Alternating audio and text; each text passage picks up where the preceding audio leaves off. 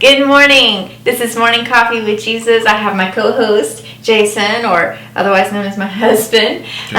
We are going to be talking about you reap what you sow. So get your coffee, get your Bible, because you do not want to miss what is about to go down.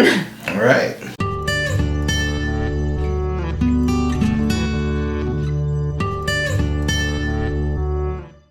Welcome back. So we're talking about you reap what you sow. And we know people say this all the time in a negative sense. But today we want to bring out a little bit different perspective on you reap what you sow, because it can be a good thing too. It doesn't have to be a bad thing. So we're going to feed off of one another here and kind of go wherever the Lord leads us. So this could be a really long session. We may have to do a series out of this. So we hope you guys stick in there with us till the end, because we know that God has some awesome thing that He's been dealing with us about, and we want to share it with you guys as well. We first want to say Happy New Year to everyone out there. We are so excited about the new beginnings and everything that God has in store, not just in our personal lives, but in your life as well. So I want to start with an example. Okay. I used this Sunday at church with our church group, and it was a picture of a garden. And when we think about planting seeds, most people naturally go to a garden. And you have to plant a seed in order to produce whatever it is that you're wanting to grow, whether that's corn or green beans or a fruit or whatever it is. But you are in expectancy that that's what's going to produce, right? Right. Well, I started thinking about, okay, when we plant that seed, sometimes weeds grow. But we didn't plant a seed for a weed. Right.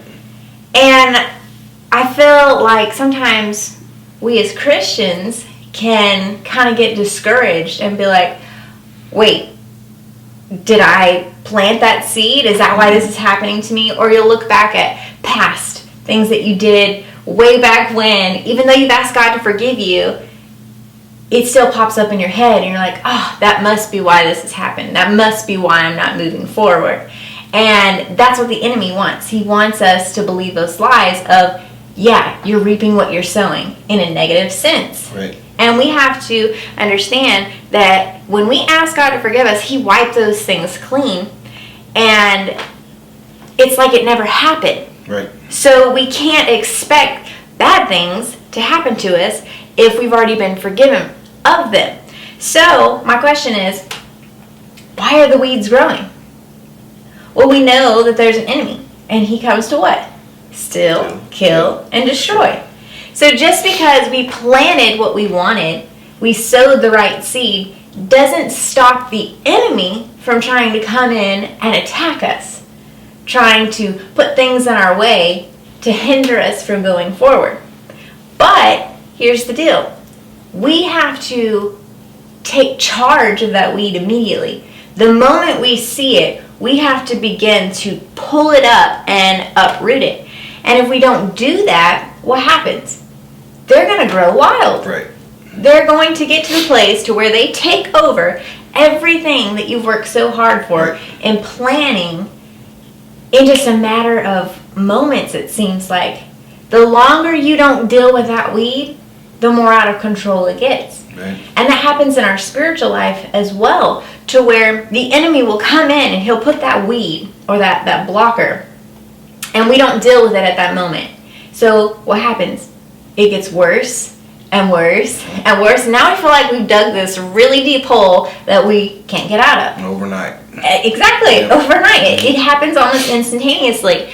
And it causes you to not reach that growth, not to see the flourishing of the seed that you planted originally. Right. And so this morning, I want you guys to find out, okay, how do we stop these weeds? And how do we actually see that harvest that we are planting? How do we get to the place to where we're reaping what we're sowing and it's a good thing? We're excited about it. It's not, oh man, I don't want to reap what I sowed. We want it to be a good thing. So if there's anything you want to add to that, feel free, go right ahead. No, you're doing great. I'm following right now. So I want to start out in Psalms 1, and we're going to read 1 and 2. It says, "Blessed is a man who walks not in the counsel of the ungodly, nor stands in the paths of sinners, nor sits in the seat of the scornful. But his delight is in the law of the Lord, and in his law he meditates day and night." Now, I want to bring out verse 2 because it's talking about his delight. Well, when I looked up the word delight, I did a little research, because y'all know I like research. Mm-hmm. And this word delight means to pleasure. It's a longing. So we're supposed to long for the law of the Lord. It's not something that we dread. It's not something that we're like, I gotta hear what God tells me to say, and I don't want to do that. Right. It's something you have this delight, this pleasure of going into seeking God and saying, Lord, give me your wisdom. Show me what it is that you have for me. What it is that you want to tell me today. And it's an excitement. It's not something that you're just like, set the timer, see, okay, I spent time with God today, I'm done. No, it's you will sit in his presence and you don't want to leave. You love being there. It's almost like you're just being saturated, like him just pouring on you, and you're just like, this is so great. I love it. Yeah. I just thought of like when you go and get a massage, you know how if it's an hour massage, you know you have 60 minutes, okay? Right. Unless you're some places and it's like 10 minutes to get dressed, so that's like part of your time. Yeah. So the moment you lay down and they actually get in there, you're already counting down in your head, oh my gosh, it's almost over, it's almost over, it's almost over. And then they're like, all right, our time's done. Mm-hmm. And they're like, oh man, it just wasn't long enough. Mm-hmm. Why? Because you were enjoying the massage, you were getting some relief, of stress and stuff. Yeah. Well, that's how it is when you're with God. You're just, oh my gosh, I'm so excited. I don't want time to end. I don't want to leave this place. I just want to continue to soak up everything that God has to tell us. And there's so many things he wants to tell us. And it would go way over our head if he told us everything. Sure. So he kind of has to tell us in spurts of kind of where we're at and what we can comprehend at that moment. But that's where growth comes from. Yeah. When we fellowship with God and he tells us something and we're like, okay, and we go to that next level, then he can begin to tell us more in depth. I mean, it's just like in school. You have to learn from, learning your alphabet, to learning your numbers, to learning math, to getting to more complicated formulas and stuff like that. But if you don't learn the basics first, you're not going to understand the higher levels. Correct. Well, it's the same way with God. We have to understand the basics of what the word is, what faith is, how it operates, how to use it, before we can even get to a place of, using our power and our authority, because we don't even know we have it if we're not in the word and learning constantly. So here it's talking about delighting in the law of the Lord. And in his law, meditating day and night. So that means it's something we do continually. It's not something we do once a week, once a year. It's something we do every single day and night. Now sometimes we're like, okay, well, I've booked God in my schedule for one time a day. Yeah. Well, here it's saying day and night. So that means we're supposed to start our morning with him, and we're supposed to end our night with him as well. If you want to have sweet, peaceful sleep, end your night talking to God, and then go to bed. But what do most people do? They come home, they unwind, they turn on the television, turn on a game, whatever it is that, is their normal nighttime routine, to just kind of, I'm done with the day. Yeah. And they don't think anything about it. And I'm not saying that you won't get good sleep if you do those things. But if we're in a state of mind to where our mind is renewed and we're honoring God before we go to bed, what are you thinking about?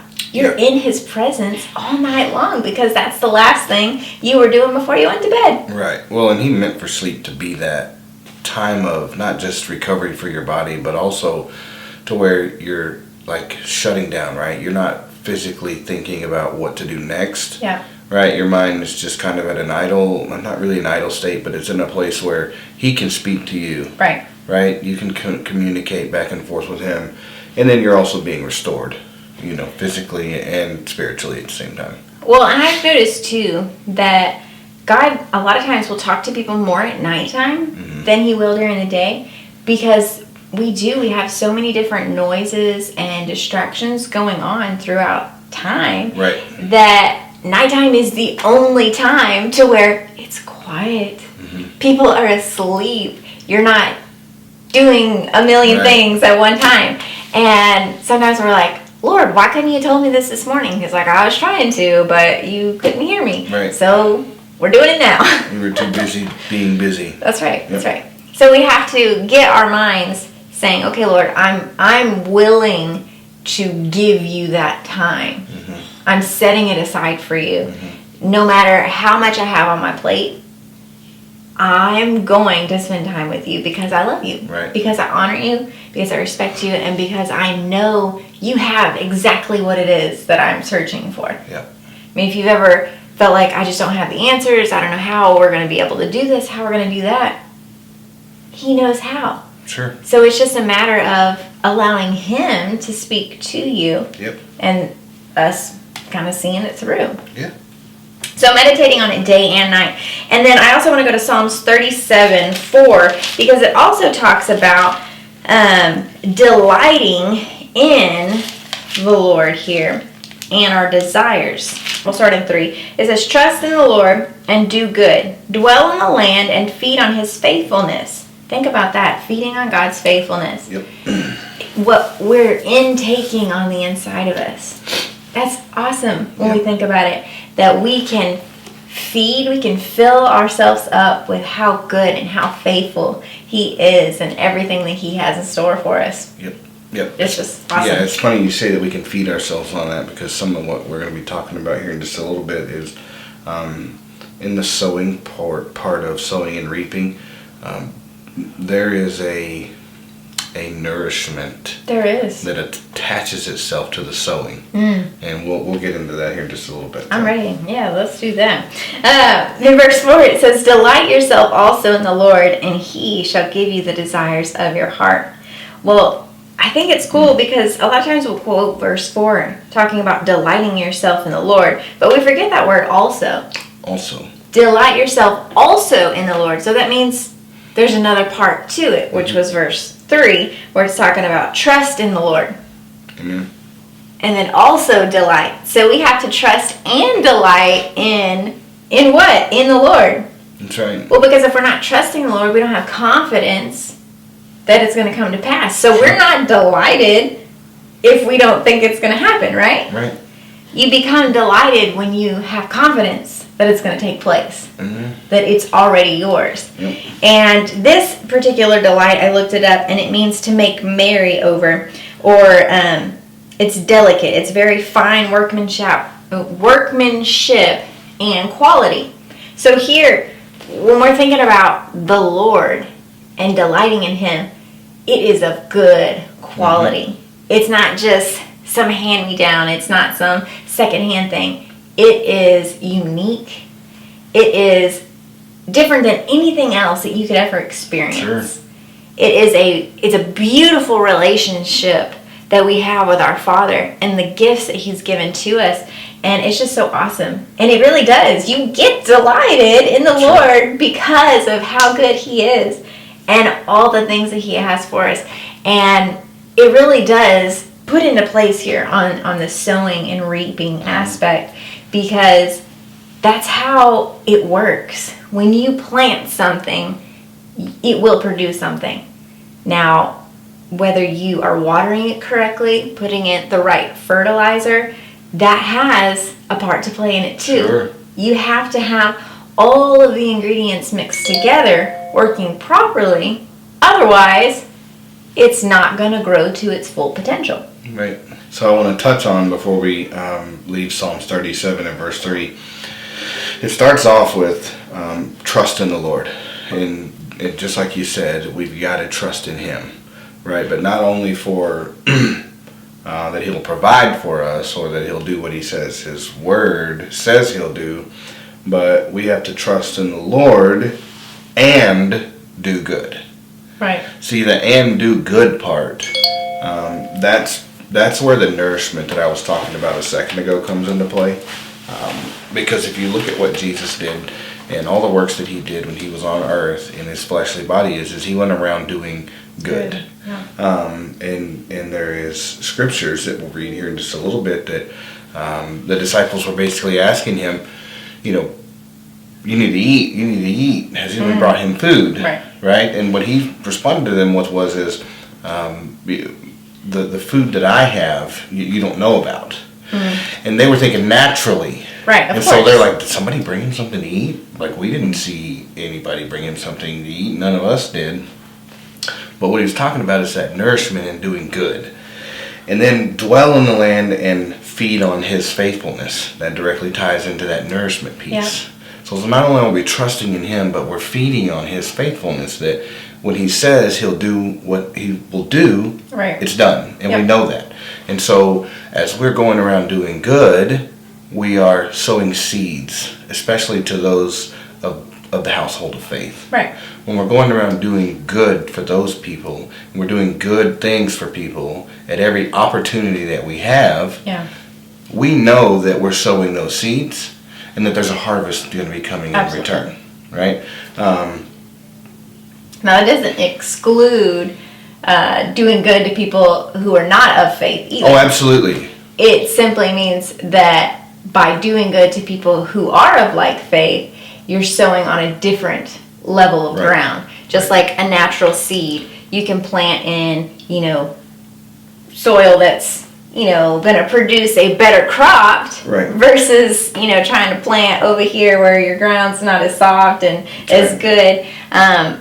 But it doesn't mean that you're not going to reap a harvest. It's just the quality of the crop is going to be different. That's correct. That scripture that I was talking about was in John chapter 4, verse 34.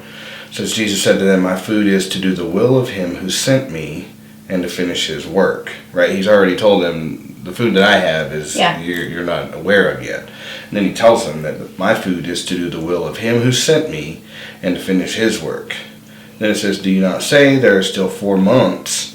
And then comes the harvest. Behold, I say to you, lift up your eyes and look at the fields, for they are already white for harvest. He who reaps receives wages and gathers fruit for eternal life.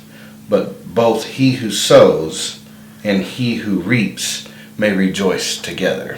Mm-hmm. And there's other scriptures too that I'm sure we'll get into as we're going through this, is where he tells us, and he's telling the disciples that, and he's telling us in his word that he wants us to be in a place where we are reaping harvests that we didn't even plant. Right, exactly. Right, and that's, we gotta... That's a whole nother level, but... We gotta take it a little slow, because I think if we just jump into that, we can get into that, what you were talking about, of how you start off with your alphabet, and then you learn your numbers, and then, we don't want to just... We gotta start at the beginning dive here. off the deep end.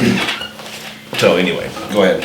Well, I like this verse, and the reason I like this verse is because he's trying to explain something to them that their mental minds are not comprehending at all. Right. Because he's telling them, hey, there's a harvest, and it's ready, let's go get it. And they're like, do you know how seasons work? Yeah. Like, they're questioning him. Right. And they've already seen multiple things that he's done. Right. And it's amazing how you can walk right beside Jesus and still question. Mm-hmm.